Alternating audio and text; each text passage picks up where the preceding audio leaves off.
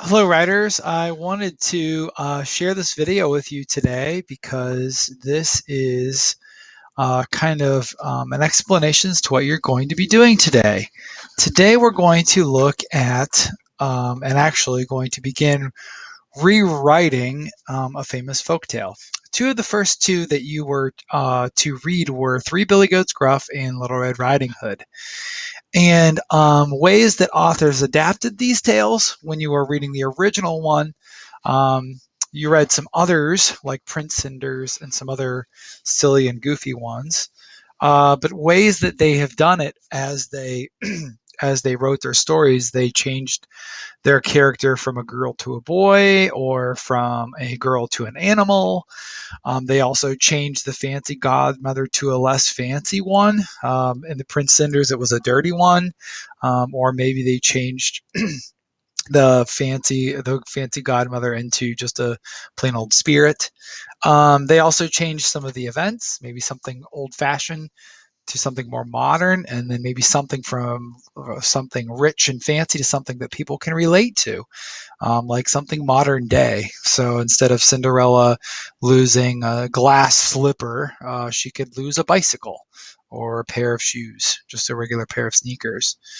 And then also we talked about changing the motivations, or just slightly. So maybe back in the olden days, it was probably most sufficient for these characters to want to become king or queen or princess. But now in the modern day times, it's maybe not that. Maybe it's wanting to do something good in the world, maybe help somebody out, become somewhat of the hero. And think about the heroes that you did for your biography. What were their goals and what were their motivations? So you could kind of maybe stem from that when you're thinking about writing your own. So let's talk about writing your own. I'm going to give you a sheet in your Google Classroom, and it is called. Let's see if I can find it here. It is called Rewriting Three Billy Goats Gruff or Little Red Riding Hood. So in here you will type in either Three Billy Goats Gruff or Little Red Riding Hood. If you need to go back and reread them, they are um, in your epic collection that I've given to you in your assignment. First of all, you want to change who it is you're going to change from the original. Are you going to change all three Billy Goats? Are you going to change all of the characters from animals to humans, back and forth? And then who are you going to change them to? You're going to change them from you're going to change the grandma, the big bad wolf, into a big mean librarian, or we're going to change them to, somebody that like an evil stepmother, evil stepsister, something like that. You could even do when and where your story takes place. You can be very specific, or not that specific at all. You could say the city, a farm.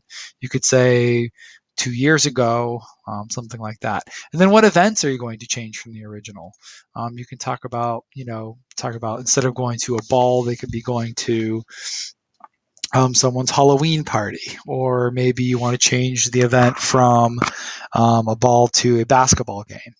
So that's one. And then one of the last ones you can say is that what are these new events? What are they going to be that are modern? Something that all kids can relate to, or something that your readers can relate to. Something I stole from your folktale list that I thought would be helpful would be make your character plan for your character to be something. Be somebody that is kind, thoughtful. Maybe they want to be a little mischievous or kind of like a jokester. But remember that they are trying to, there's some sort of motivation there. What are they going to do that will help other people? So that's this last part here.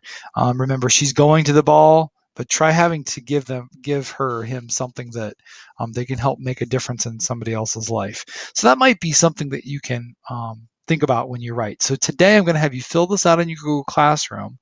And then I'm also going to put in a document if you would like to start typing, or you can simply just grab a piece of paper and start writing your Once Upon a Time stories after you get this done. So, and that's where we'll pick it up tomorrow when we meet for Writers Workshop. Thanks.